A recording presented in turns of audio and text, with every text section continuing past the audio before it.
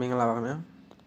ကျွန်တော်ဒီတစ်ခါမှာတော့အဲ3ခုနေဗီဒီယိုကြောင့်ပြောပြပြီးသားဖြစ်ပါတယ်ကျွန်တော်အဲ3ခုနေမှာဆိုရင်တော့ကျွန်တော် overall ခြုံပြောရမယ်ဆိုရင်တော့ကျွန်တော်တို့ဒီမှာ2D ကစားရတာကျွန်တော်တို့4ခုရှိမယ်ပေါ့4ချိန်ရှိမယ်ပေါ့နော်7နာရီ10မိနစ်4နာရီကို9နာရီကို2နာရီပေါ့နော်ဒါကတော့ကစားနည်းဗီဒီယိုတွေဟိုဟာကြည့်ရင်တော့ကျွန်တော်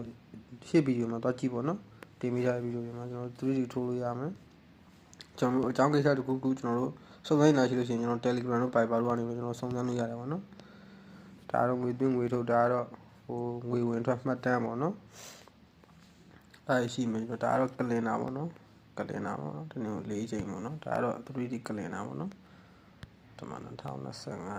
2026အဲရှိမှာပေါ့နော်ဒါကတော့ 2D 3D မှတ်တမ်းပေါ့နော်ကျွန်တော်ထိုးရတဲ့မှတ်တမ်းတွေပေါ့နော်ဒီဘက်ကတော့ကျွန်တော်တို့ဒီမှာ total balance တို့ 2D win rate တို့ 2D total pass တို့ကျွန်တော်ဘယ်လောက်လောင်းထားရပါတော့ဘယ်လောက်နိုင်သွားတယ် 3D ဘယ်လောက်လောင်းထားတယ်ဘယ်လောက်နိုင်သွားတယ်ဒါလည်းရှိမှာနော်ဒါကိုကြီးချက်လက်ပြင်ဆင်ရတော့ဒါကတော့ကျွန်တော်တို့နာမည်ပြောင်းလို့ရမယ်နော်ကိုယ့်ရဲ့နာမည်ပြောင်းလို့ရမယ်စကားဝက်ပြင်ဆင်မယ်ဆိုကျွန်တော်တို့အရင်စကားဝက်ကျွန်တော်ကောင်းဆောက်ဖွင့်တဲ့စကားဝက်အဟောင်းထည့်နော်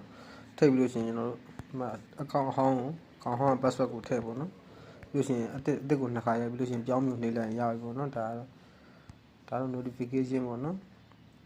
ဒါတော့အတန်ပေါ့နော်ကျွန်တော်တို့ဒီမှာတိုင်းပြီးနေပါရိုက်တဲ့ခါကျလို့ရှိရင်အတန်မထွက်ချင်အတန်ပိတ်ထားလိုက်ပေါ့နော်ထွက်ချင်အတန်ဖွင့်လိုက်ပေါ့နော်ဒါတော့ဘာသာစကားပေါ့နော်ဒါပါပဲနော်